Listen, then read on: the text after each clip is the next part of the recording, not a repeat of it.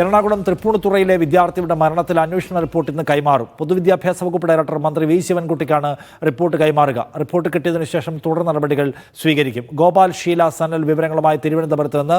ഗോപാൽ, ഇപ്പോൾ അന്വേഷണ നടപടികളെല്ലാം പൂർത്തിയായി കഴിഞ്ഞിട്ടുണ്ടോ? എന്തൊക്കെ പ്രോസസ്സിലൂടെയാണ് അവർ കടന്നുപോയത്?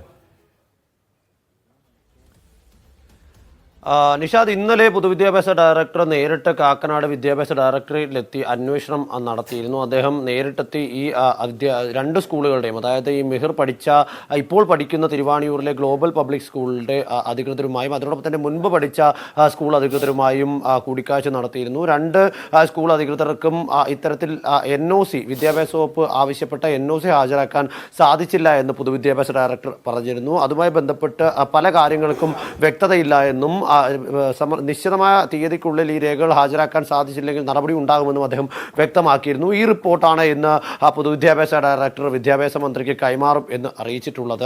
ഈ റിപ്പോർട്ട് ലഭിച്ചതിന് ശേഷം അതിന്മേൽ എന്താണ് നടപടി എന്ന കാര്യം വിദ്യാഭ്യാസ വകുപ്പ് സ്വീകരിക്കും. നേരത്തെ തന്നെ വിദ്യാഭ്യാസ മന്ത്രി വ്യക്തമാക്കിയിരുന്നു ഇത്തരത്തിൽ NOC ഇല്ലാതെ പ്രവർത്തിക്കുന്ന സ്കൂളുകൾക്കെതിരെ നടപടി ഉണ്ടാകുമെന്നും ഈ വിദ്യാർത്ഥിയുടെ മരണം സംബന്ധിച്ച കാര്യത്തിൽ ഒരു വിട്ടുവീഴ്ചയും ഉണ്ടാകില്ല എന്നും കൃത്യമായി ഏത് തരത്തിലാണോ വിദ്യാഭ്യാസ വകുപ്പിന്റെ തരത്തിൽ നടപടിയെടുക്കാൻ കഴിയുക ആ തരത്തിലേക്കുള്ള നടപടികൾ ഉണ്ടാകുമെന്നും ഇപ്പോൾ നമുക്ക് ലഭിക്കുന്ന വിവരപ്രകാരം സ്കൂളിൻ്റെ ഭാഗത്ത് നിന്ന് ഈ നിയമപരമായ മേഖലയിൽ ചില വീഴ്ചകൾ ഉണ്ടായിട്ടുണ്ട് എന്ന് സൂചിപ്പിക്കുന്ന റിപ്പോർട്ടാണ് വിദ്യാഭ്യാസ മന്ത്രിക്ക് പൊതുവിദ്യാഭ്യാസ ഡയറക്ടർ ഹാജരാക്കുക എന്നതാണ്. ഇന്ന് വൈകുന്നേരത്തോടു കൂടി ആ റിപ്പോർട്ട് കൈമാറും എന്ന് നമ്മൾ പ്രതീക്ഷിക്കുന്നു. അതിനുശേഷം ഇന്നോ നാളെയോ വേണമെങ്കിൽ ഇതുമായി ബന്ധപ്പെട്ട തുടർ നടപടികൾ വിദ്യാഭ്യാസ വകുപ്പിൻ്റെ ഭാഗത്തു നിന്ന് ഉണ്ടായേക്കാം.